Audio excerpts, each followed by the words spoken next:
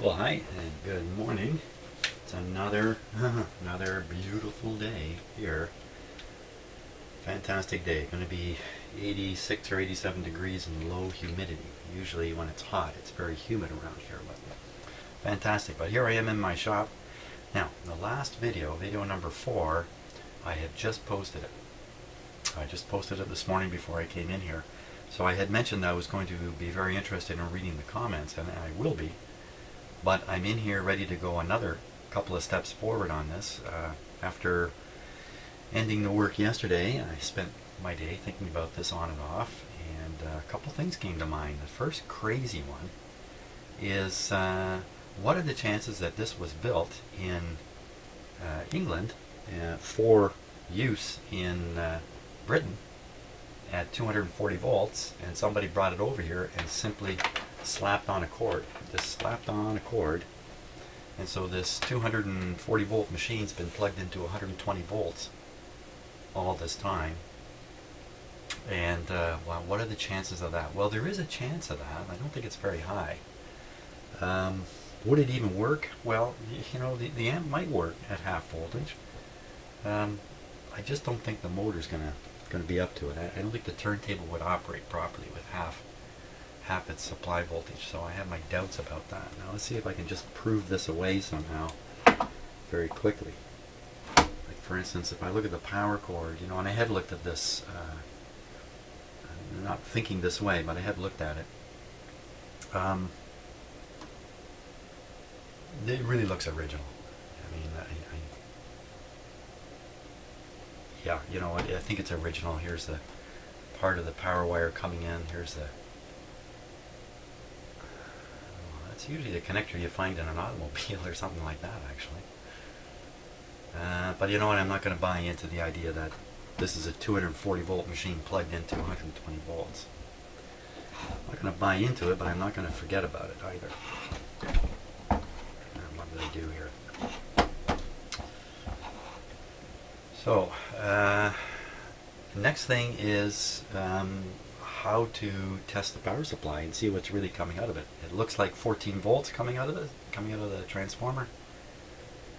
Maybe not. Maybe there's a heavy load. Maybe even one of these capacitors is drawing so much power because of internal problems that it's pulling down the voltage all the way down to I think it's 17 volts on full power instead of 25. And that would explain, if that's the case, if there's too much current being drawn out of the power supply, it's a very good likelihood. It would overheat the transformer, and pull too much current through these diodes, and heat them up a little bit also. So what I'm thinking of doing is simply disconnecting the power supply. It's so easy to do. Just with this little black wire here. Oh, it's easier than I thought. Okay, lousy soldering job here. There we go. A little bit of wiggling and I've disconnected it. Wow. I had my eye on this solder connection. My intention was to clean this up before I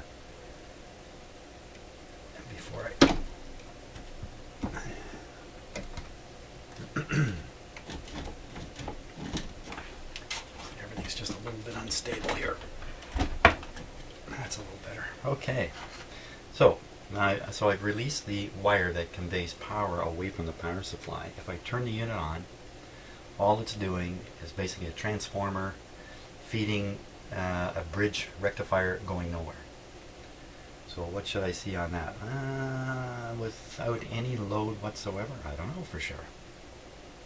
Be curious to take a look and see. That's just what we're going to do. So another thing that might be interesting is I may see the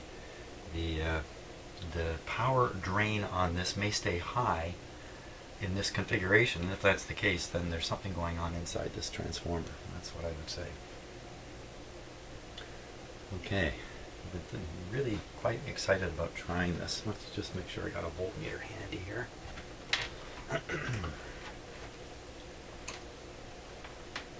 Hey, you know what? I can actually do this. There we are. There's Mr. Voltmeter set on DC volts.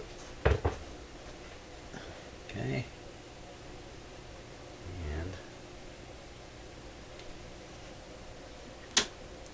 Okay, we're going to turn it on with restricted power first. I'll try not to forget that. Just looking everything over. I think we're good to go. Okay, I've got the power on. Interesting. Okay, so what I've already learned is there's very little power draw on this unit now. It's extremely low. So that indicates the transformer short is probably not a problem. How do I know that? Because on this meter I can see 118 volts. Virtually the supply voltage for my house. I'm running that through light bulbs. So if there was any significant draw of current here, we would know it. Okay, so that's great. That's a big test done. That means the transformer's good. Well, does it really mean that? Let's take a look. I got this thing set to DC. I better switch it to AC here. Okay, so we're going to look at the output of the transformer now. No load. I think I'm going to learn something big here.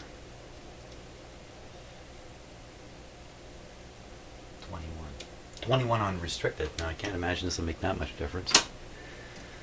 Probably read exactly the same thing. So 22 volts. 22 volts. 22 volts, supposed to be 25. 22, but that's a fair ways from 17. Okay, so there's a short circuit somewhere ahead in the power supply. So what I'll do now is we'll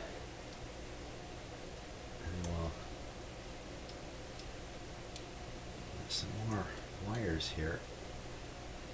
Okay, so there's a wire that leaves right off the negative terminal of this first capacitor. It heads off to feed power to the output transistors, a few other things.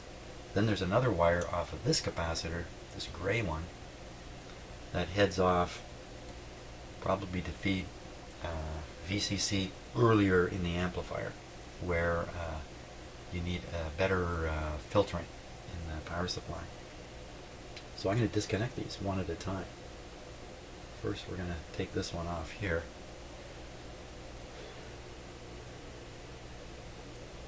And I'm just going to do it with my soldering iron, so hey, I'll be right back. Okay, so I've disconnected some wires here. I'll give you a look at what I've done. So first of all, the main lead wire I've disconnected, still disconnected from the positive terminal of the bridge here. So with this disconnected, no power goes into the set anywhere. And I've disconnected two more wires, 1 and 2 here. This wire conveys power from this capacitor on up into the output stages of the amplifier. This capacitor, if you remember, I looked at with the scope and could see a significant hum on it, but you know, that's not uncommon in an output stage power supply. Even at least in tube stuff, that's not uncommon. And then the other side of this little resistor, the other filter capacitor, feeds its power through this gray wire. So if I connect this black wire back to here, all the power supply is energizing are these two capacitors.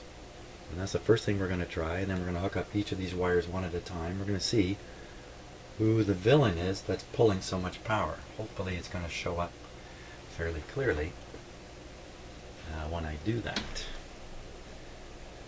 You know, that's a good thing. How's it going to show up? How's it going to show up? Well, it'll show up on my light bulbs way up yonder. Hey, you know what? I might be able to just get a camera staring into one of those light bulbs. Okay, give me a second here. Got an idea. Okay, I've never quite tried this. We'll just bring it up on the screen there. So now you're getting a good look at the restriction bulbs I use to avoid a problem if I should plug something in that's got a dead short in it. Instead of the thing blowing up, these light bulbs will come on. Now if there isn't a dead short, just drawing power, a little bit of that power can light these light bulbs. And I did notice right from the start, these two bulbs, they're both screwed in, they're in parallel to provide a low level of restriction. I wouldn't have expected them to light, I don't think. But then what I expect often doesn't mean anything anyway, so it is what it is. But at this point now, I'm thinking something's gone wrong inside this amplifier somewhere that's drawing too much power, and that's why these lights are lighting. So they're going to become a bit of an indicator for success and fail on this whole deal here. Okay, so I'm going to turn on the power. Should I monitor the voltage? No, I'm not going to bother. I think we're just going to watch those lights. I think that's probably going to tell the story. So, right. On with the power. Oh, you like that? The thing was on all this time. Okay, so on with the power through the light bulbs. And you can see no light whatsoever. Just, really? No light at all? There's nothing going on in there. Just a tiny amount. It's just like basically a charging current into the power supply transformer.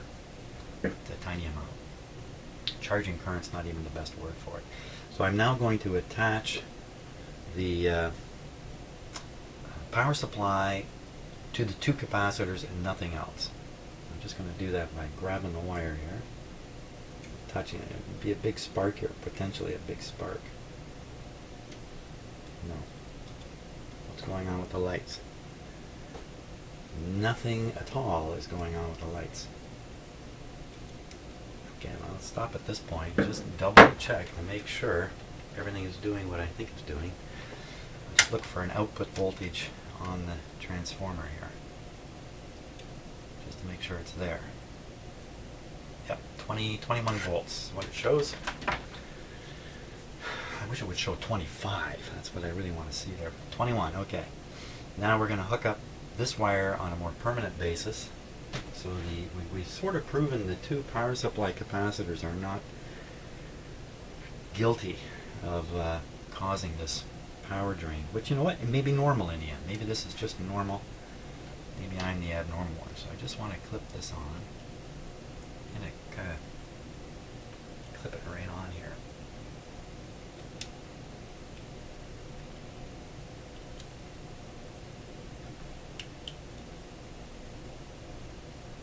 Okay, there we go. Now, this clip's going nowhere. It's just, I'm just using the clip end to hold the wire in place. Do we for sure have some power over here now? Better check. There we get everything in view. So,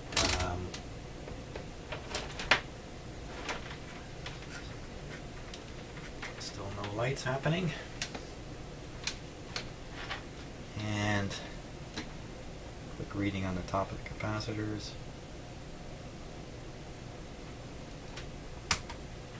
More than 20 volts. 28 volts now. Hey, that's where to go. That's more like it. So we're taking the 21 volts, full wave rectifying it, and it's working out to actually be higher, which is normal. Let's look at that again. What am I doing here? Right across the terminals on the capacitor. 28, that's good. I like that. And on this one, oh, yeah, it should show up. It should show up exactly the same, because the two of them are in parallel, and even though there's a resistor between them, there's no current draw, no voltage drop in that little resistor. Okay, now we're at the point where we're going to start reconnecting the amplifier power. Now I got to ask myself, if I hook up one of these wires and not the other one, am I setting something up to get damaged in here? Is this a dumb kind of thing to do? You know, I don't think so offhand. What kind of dumb thing could happen? Because you're not biasing half the amplifier. Transistors are running with improper bias, but then they don't have any supply VCC voltage anyway.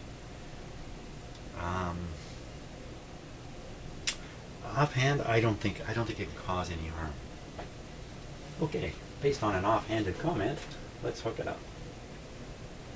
So first, I'll hook up the outside, the output portion of the amplifier. Now I'm a little nervous. Okay, so what do we got to watch? We got to watch the lights. We got to watch the lights. There we go. Oh. Okay, well, that's interesting. Okay, so with this portion of the circuit on, the light is full blast, and I'm sure our power supply is kicking out something close to the right power. Fantastic. Now we're gonna the reason the light came on down here, by the way, is there's no power reaching here at all right now. So once I make one connection, power does get here. Now if I do the other one, I don't think the light's going to come on because it's a different circuit. This is the one now. This one has to be the one that causes the huge power drain. So again, here we go on the light bulb.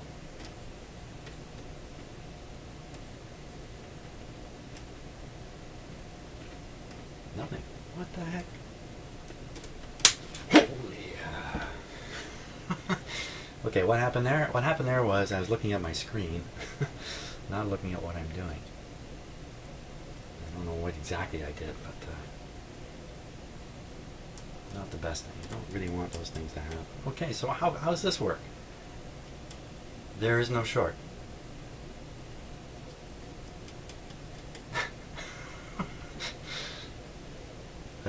Okay, so it's a possibility here that without both these wires connected, something is not operating the way it normally does operate or misoperate, and I have to connect both wires to get this thing to perform badly the way it seems to perform. It's just getting weirder and weirder. It's really what's happening here. Now, I really need to check some clip leads too. My clip lead checker here.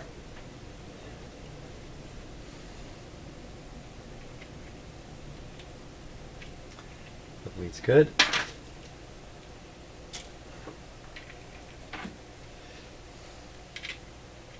Good.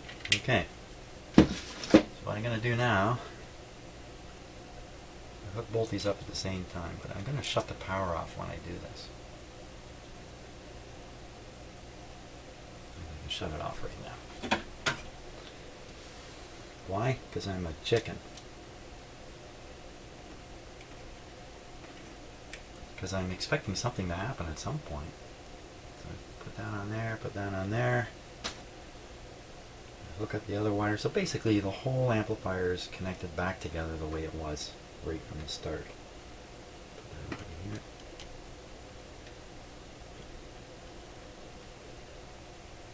So now we should see everything the way it's always been.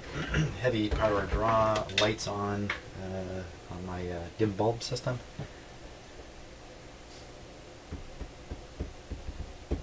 I think we're ready.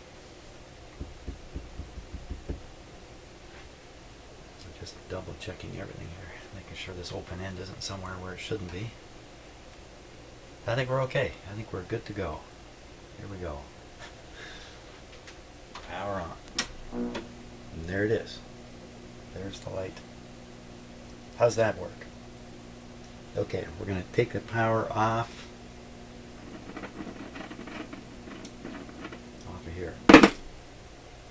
And you can see the light get bright, the bulb's dimmed. Okay, so we now know where the fault is. And you know what? It's just pointing right back into these two amplifier boards and probably right in the zone where I've been working all along.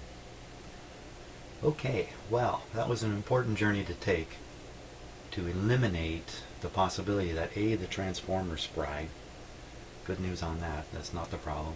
These capacitors are shorted. No, I don't think there's a problem with them. They're beautiful looking capacitors. This thing isn't from 1930, you know. It's from 1960. It's younger than me, for crying out loud. So I think all that fooling around aside, we're right back to where we were looking at transformer number 4 on this board, looking at the weird oil stuff, and wow, thinking about all kinds of problems that could be in this thing. Okay, that's it. I